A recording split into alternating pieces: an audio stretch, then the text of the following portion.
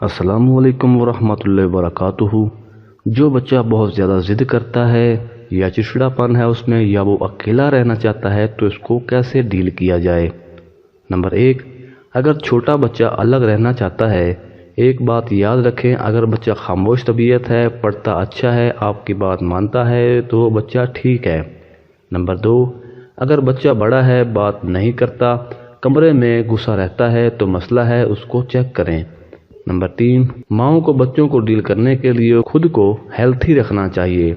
Number 4، بچوں کو جس بچے سے بچنا ہے اس بچے کا نام نہ لیں، ایسے بچوں سے اپنے بچوں کو لمیٹڈ ٹائم میں ملوا دیں۔ نمبر 5، 15-16 سال کے بچے کے مسئلوں کے حل کے لیے ان سے دوستی کریں۔ نمبر 6، اگر آپ موبائل نہیں دیتی تو کوئی دوسرا دیتا ہے تو پاس گیمز رکھیں، دادی دادا کو متبادل کے طور پر دیں۔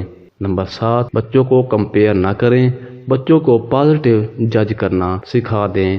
بچے فوراً نہیں مانیں گے، وقت کے ساتھ سمجھ جائیں گے۔ نمبر 8، بچہ اگر پیٹ بھر کر نہ کھائے تو پریشان نہ ہو، ہمیشہ کھانے کے لیے پیدا نہیں ہوئے، صحابہ پیٹ بھر کر نہیں کھاتے تھے، یہ دل کی سختی کا باعث ہے۔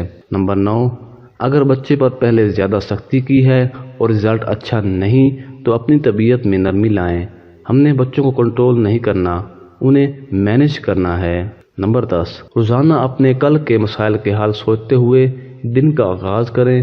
خود کو مظلوم نہ سمجھیں کہ میرے 3 بچے ہیں، کیسے پالوں گا، بلکہ سوچیں اللہ نے میری طاقت کے مطابق بوجھ ڈالا ہے، مجھ میں یہ ایبلٹی ہے۔ نمبر 11، بچوں کو صبر سکھائیں۔ نماز پڑھتے ہوئے اگر بچہ رو رہا ہے تو رونے دیں، وہ سیکھ جائے گا۔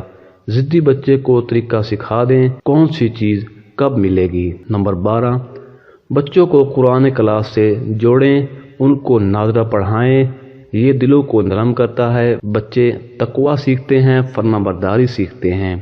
نمبر 13، اگر کوئی نیگیٹو بات کرے تو اس کو اگنور کریں۔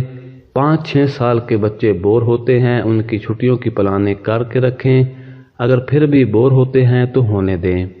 نمبر 14، اگر بچوں کا قد نہیں بڑھ رہا تو خود اس کو احساس نہ دلائیں، ان کو کہیں کہ اذان دیا کرو، ان کے قد لمبے ہوں گے۔